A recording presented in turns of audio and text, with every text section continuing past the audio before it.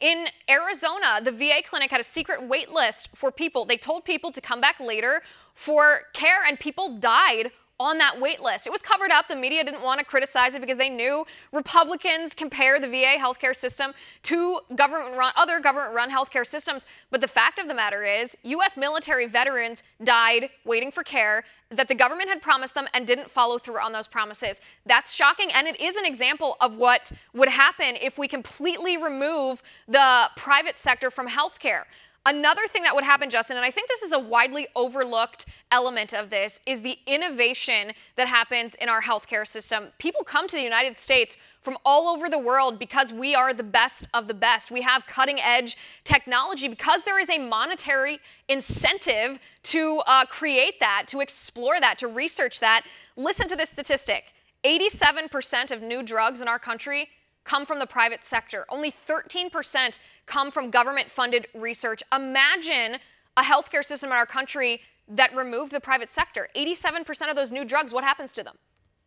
Yeah, absolutely. I mean, presumably, if Senator Warren gets her way, the federal government, which again can't even deliver the mail without running a $3 billion deficit every year, would take over running the drug manufacturing industries, or at least much of it.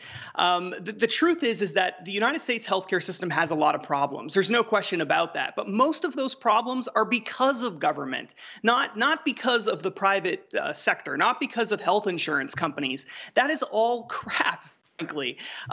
There was a study recently done by, I think it was Tufts University, where they found that, you mentioned drugs earlier, they found it cost $2.7 billion to produce a new drug, and that it would take several years to get through all of the bureaucratic red tape at the FDA. Okay, so even with all the innovation we have, we could have more if government got out of the way and allowed individuals and allowed entrepreneurs to embrace their ideas and to innovate and to try new things.